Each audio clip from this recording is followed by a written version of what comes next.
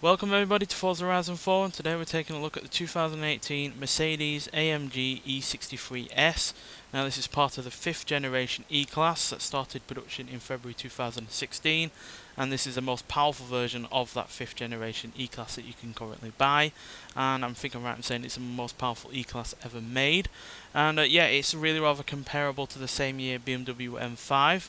As like that M5, this has a variable 4-wheel drive system.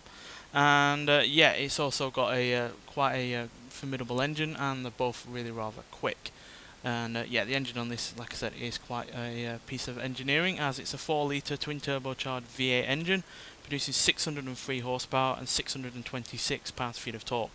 So in terms of horsepower, that's only 3 horsepower over the extra over the M5, but it's a massive 73 pounds-feet of torque more over the M5, which it needs because it does weigh a little bit more than the M5. At 4,515 pounds, which is 145 pounds more than the M5.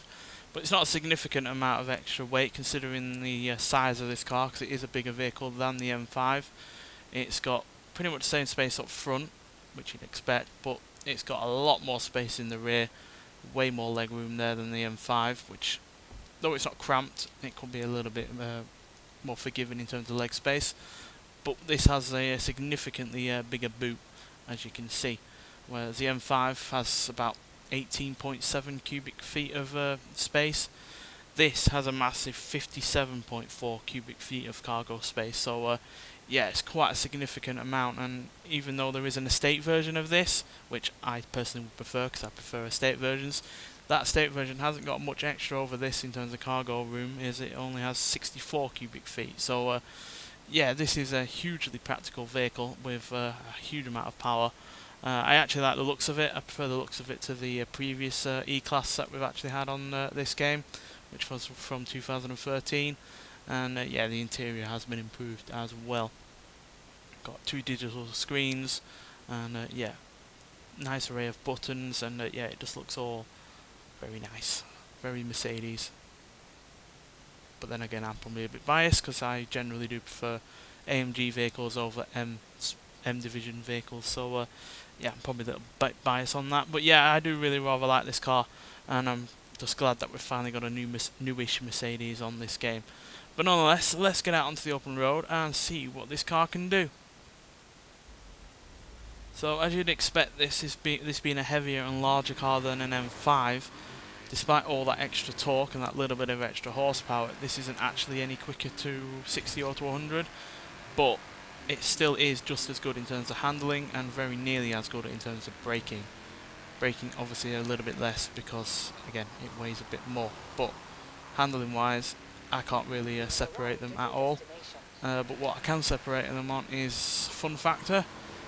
I really do find this more fun to drive than the M5. I think it's got a nicer sounding engine, which I'll let you sample now.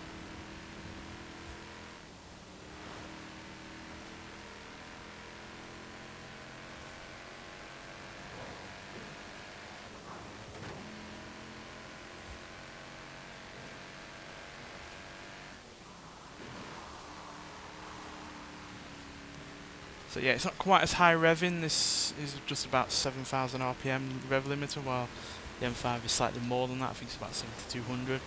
But yeah, for my money, this sounds better. I think Mercedes have generally done better sounding V8s than BMW have, whereas BMW generally do better with smaller sounding smaller engines, especially inline 6s. But yeah, it's not just the V8 that sounds better than the M5. I do prefer it in terms of handling. It's a little bit more stable, but when you really want to give it some beans or poke it with a stick, it will respond accordingly, quite frankly. It will slide properly and it will hold it, because that variable all-wheel drive system is constantly shifting power around. At one point you will probably have more power going to the front than the rear, just to keep it in check, but when you do want to get it sliding around, power will go to the rear and it will help you in doing that. And yeah, even though this is slower to 60 and to 100 than the M5, it's not by much. 0 to 60 in 3 seconds, 0 to 100 in 7 seconds, and it'll go on to a top speed of 186 with the electronic limiter on it. But in terms of this game, it will manage 209 miles an hour, which is pretty good. Now the M5 can do 0 to 60 in 2.8 seconds, so that's 0.2 of a second quicker than this.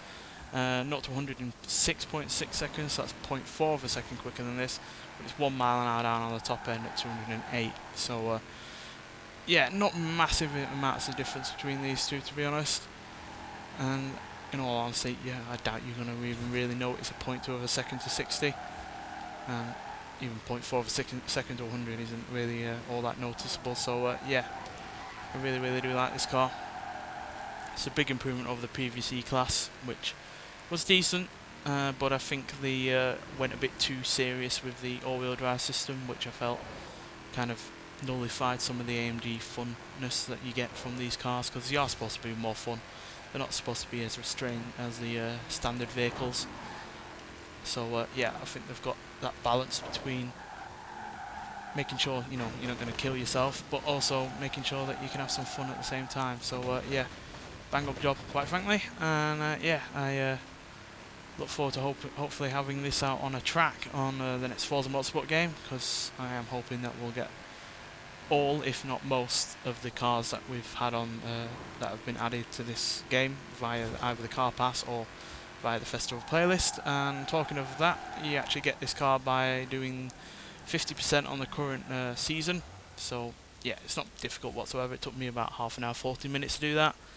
Basically just did the stunt jumps, speed zones and whatever, and did the showcase remix, and yeah, did the online adventure to ramp myself up, and I was there in no time. So yeah, it's not hard to get this at all, and it's well worth the effort anyway, because yeah, it's a cracking saloon, sports saloon, and yeah, it's easily up there at the top of the class.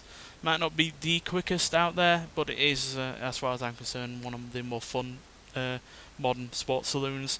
And yeah, it certainly gives the M5 a run for its money, even if it's not quite as quick. Anyway, thanks for watching, and I'll see you in the next one. Bye.